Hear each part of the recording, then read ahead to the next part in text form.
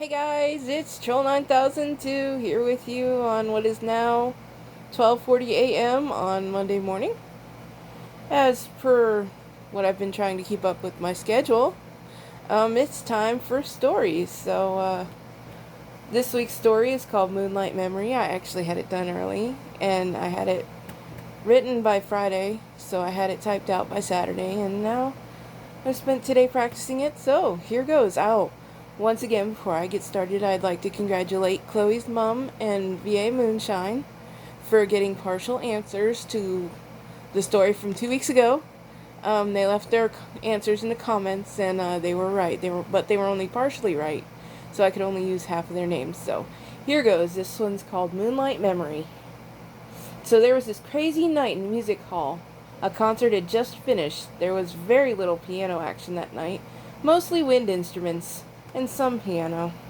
As the concert hall emptied out of spectators, the musicians were busy cleaning up and putting up various things like putting covers on kettle drums, covering the piano, and the chairs and stands had to be put away as well, because the next night they were going to have a drama on it. My job was to stack the chairs, usually something I change for, but tonight I've got no choice. I forgot to grab my bag of clothes off the dryer before I left the house. Oh well, I can still do it in a dress, right? As I grab my first stack of chairs, I figure out this long dress I'm in could be a problem. So I figure out a way to kind of tie it up. I know the tie isn't going to last long, but I gotta get the chairs done, so I just go. It was hard, but not impossible, to navigate the long black concert dress. As I go back and forth with the stacks of chairs, putting them off to the side of the stage, people are hustling and bustling, putting their own stuff away. And finally, I had 3 more stacks to go, and almost everyone else had already gone. Madame Moon stopped and asked me if I needed a hand, but her dress was way more expensive and beautiful than mine. I said, no, I got it. Madame Moon and I had played an amazing duet earlier that night that we got a standing ovation for. I think you will know the title. Someday My Prince Will Come. She played it on her harp, and I duetted with my clarinet. It was an interesting combo not commonly heard, but it worked.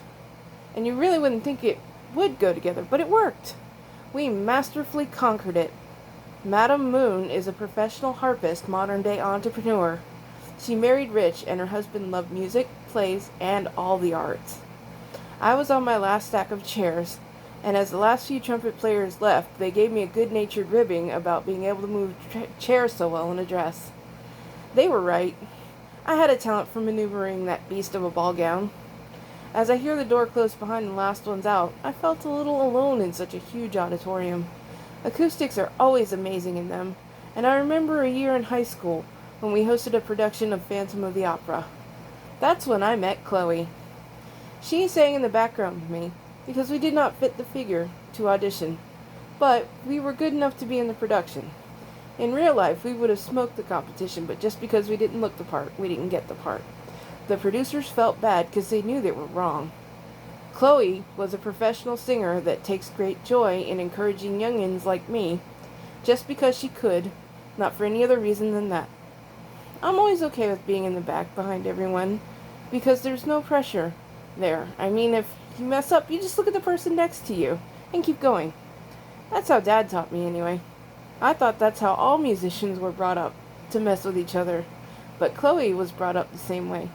That is why we clicked so well together, and have been friends ever since. Also, on the day of the audition, she showed up in this amazing polka dot dress. I knew we'd be friends. I love polka dots. If for no other reason than she could either let me borrow the dress or tell me where she got it. Just kidding. She was way too small for me to borrow that dress. But she knew where all the hot spots were, and I love that. Anything she owned was nice, and she helped me find the bestest, most beautiful dress that I could ever wear. Thud. The chair's down on the floor, and I go to walk away. There's a tug at the bottom of my dress. I stop to look around and see if someone was playing a joke on me. But there was no one there, and I look at where my dress is being held onto. Crap! I holler. I plop the stack of chairs on my dress. No problem, right? I'll just tip 'em back and yank my dress out. Yeah, no stack. No, the stack wasn't. Sorry. The stack was too heavy. I like to be the tomboy in stacking chairs, but truth is, I really had no business doing it. We had a chair dolly that made life so easy, but once I slid them off the dolly, there was nothing I could do to move them. The weird thing is my dress got caught between the chair dolly and the chairs, and as I freaked out a little bit trying to free myself, all the negative bad thoughts started to flood my head. What if I'm stuck here forever? What if this? What if that? You know how it is when you're stuck somewhere and everyone has left. There was an after party going on, and I was looking for ways to get out of it, and I guess I found my way, but I wish I could have been free to do it a different way. So I was not the kind to just slide out of my dress without something else to slide into to be free. So I was stuck there. But I was lucky because even though it was a big auditorium, they had to leave the air conditioner on to keep the moisture away from the piano and the organ. They could use a little dehumidifier like we do in our little home auditorium, but because this one was so big, it wouldn't work. So I just settle in for what I assume is going to be a whole weekend before anybody in custodial services or anything else enters the hall. The other thing that I fear is because I was supposed to lock the door on my way out, means that the door is unlocked and anyone could get in. I was not worried about myself. I was worried about the instruments, props, and stuff getting ruined by some person with nothing better to do. I figured if nothing else, I could fake a tough voice and try and scare them away. Anyway, so I hunkered down. At least I could sit down without tearing up my dress. It took me 2 years to pay off this dress, and I sure ain't gonna mess it up. I need it for a long time after this concert. It is concert season, so at least 3 to 4 months. Almost all the lights were off, but not all of them. There were stage lights on. At least I wasn't in the pitch black. It sure was quiet in there. All of a sudden I hear, "How dare you? Who do you think you are?" I am startled by the voice. It's not familiar to me. Then I hear a response, "Oh, shut up, you grand doofus. You think just because people heard more from us wins, you're going to be put out to pasture. That just means no one likes you anymore." Well, I hear the voice say, "Well, at least they like me enough not to shove me in a case of shame. After all, they're finished with me. Hey, that is my home, you loser. What do you have a lame cover for that leaves your legs exposed? Why are you always so cold?" "Oh, yeah? Well, the reason your owner puts you on the dashboard is so they can park in a handicap spot." "Oh, whatever. You don't want to go there, doofus." Call me doofus one more time. Doofus. I just sat there, concerned, a little bit frightened, not knowing who could be lurking around the auditorium after hours, per se, and what might happen next. I didn't want to draw attention to myself in case a fight was going to happen. After a few minutes, I settled back. Hearing more of the argument, it sounded like two old rival musicians bantering back and forth, with silly music insults and cleft jokes. That thought in the back of my mind still stood. Who are these people, and why are they in this hall after hours? What is their demeanor? The curtains were closed, so I had no way to see who it was, so I just had to either wait to be discovered. I thought it was best to just stay hidden. Suddenly, the curtains went flying open. I had the perfect view to finally see who was arguing, but there was no one there, and all the bickering stopped. As the curtains came flying to the side where I was, they wrapped around the chairs, pulling them back just enough for me to slide my dress out and be free. I stood up quickly and was ready to run out of there, but I had to be careful of the people who were in the auditorium arguing. I couldn't hear them any longer, and I never heard footsteps off the stage. So I decided to go for the gusto. If I die, I died. I just hoped to not make a mess when I died. I started to move when I heard a female voice say, "Shut up, both of you. The people that inhabit this building love music from all of us. No one is a favorite." Uh-oh. Sorry guys, I lost my spot. Timeout.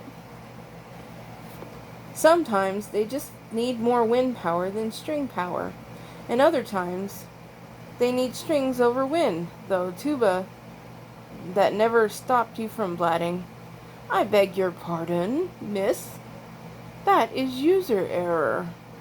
I don't like making that horrible noise, but my music parts call for it.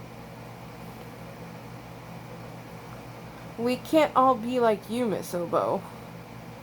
You think because you're a double reed it makes you double right.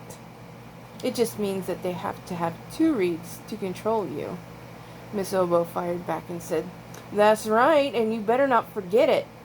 I made a run for the stage door. I grabbed my phone from the table in the back to get a video of the people invading the place, and I ran around the front doors and I came walking in. I remembered it was almost dark and I couldn't see, so I came in slowly just to be careful. And that is when I saw the first shot take off through the air on stage. It was something that was shiny and it streaked across the air in the direction of the other side of the stage. Then I saw the battle begin.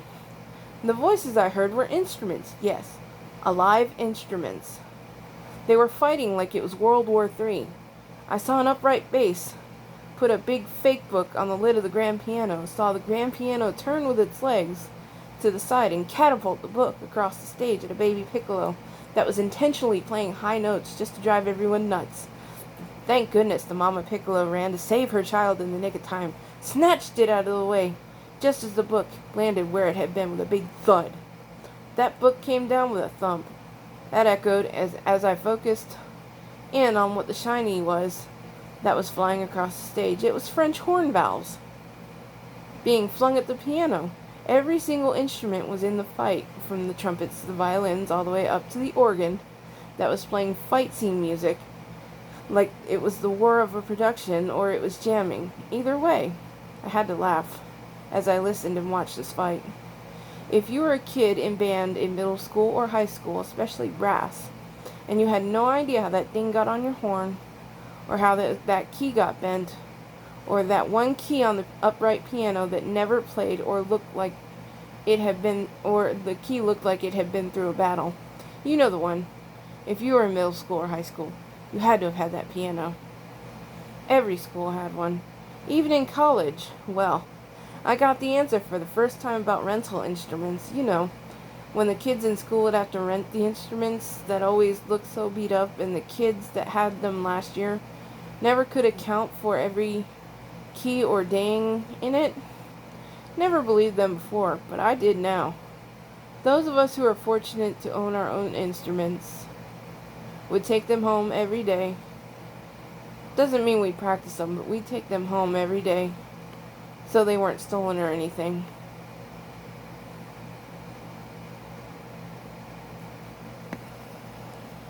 It's just what you did. You would always see us toting our stuff. I'd practice every now and then, but I had a horrible fear of playing by myself. Same thing with singing.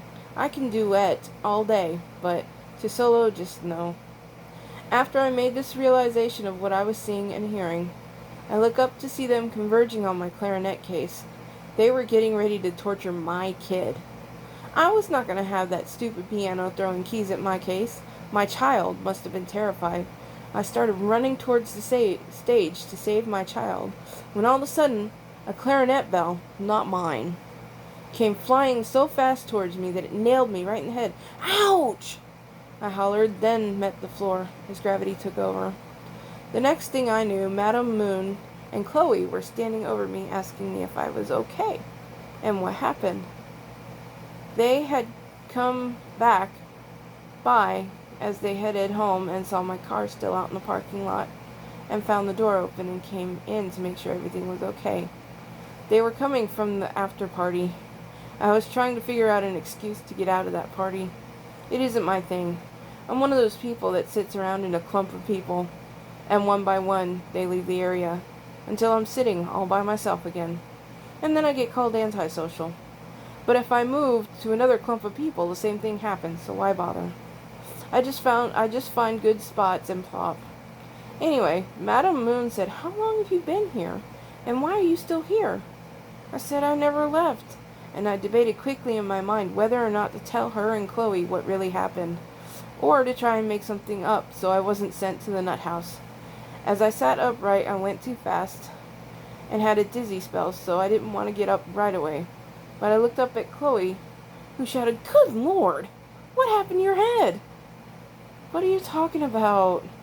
As I sat up, something made a noise like it was rolling away, and we all kind of were taken back by Chloe's shriek. And still, in my head, I was going back and forth. Nut house or truth? Nut house or truth?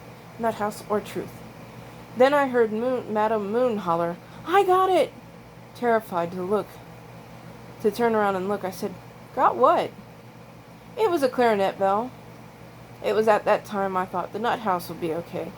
I figured I could at least blame the head bump, so I started from the beginning, pointing and flailing my hands and arms, which is typical of me when I know what I'm talking about and I get excited about it at the same time. When I got to the end, the women just stared at me. I paused, then we all laughed together for a moment. They helped me up and I grabbed my case. I noticed a new mark on it, and I'm glad my kid was okay and safe in its own apartment. My clarinet lives in an apartment. She doesn't live in a case. It's an apartment. Later on that year, we were able to get together at a music symposium in North Carolina, in the same auditorium where it all started. By this time, Madam Moon was so inspired by my story, she had written a drama production complete with musical scores and vocal stylings of Chloe, front and center, called Moonlight Memory.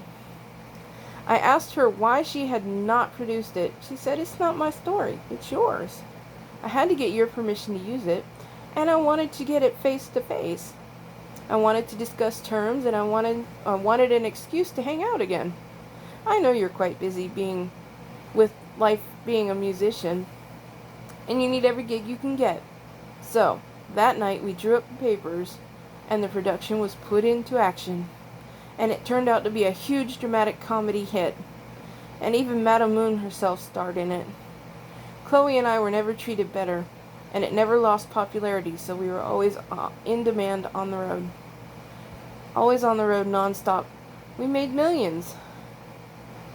Each and after its popularity died down, we were able to go our separate ways, always meeting twice a year at the auditorium to help up-and-coming kids with music and to repair any and all messed-up instruments and to catch up on things. And from now on, the younger, stronger kids handled the chairs no matter what I was wearing. Madam Moon bought me the most gorgeous dresses ever to perform in, even though I could afford them myself. I didn't like to spend the money, I was a saver. And despite Chloe being on the road so much, she finally became a mum. I'll end with a joke. What is the difference between a drummer and a vacuum cleaner? You have to plug one of them in before it sucks. Tis. Thank you! But wait, there's more! I have to tell you the inspiration for this story. I know we're up to almost 20 minutes, but you gotta finish watching. Please? A couple weeks ago, I was watching my friend Saxy Matt play keyboards, and at the end of his live gig, he was playing on YouTube for us. He said he would be going back to just playing saxophone and clarinet, because he caught himself playing way too much piano. And that is what blossomed my thought about the piano being upset and jealous that it didn't get more playtime. So, thank you Saxy Matt for the inspiration, and thank you Chloe's mom and BA Moonshine. I will include all 3 links in the description. Do go check out BA Moon and Saxy Matt, for sure. This is Troll 9002 signing out. Thank you for partaking in my channel. I love all the comments, questions, likes, and subscriptions. If I can take you away even for a minute, I've done my job. I hope to catch you on the next page turn. Take care, have a great day and week.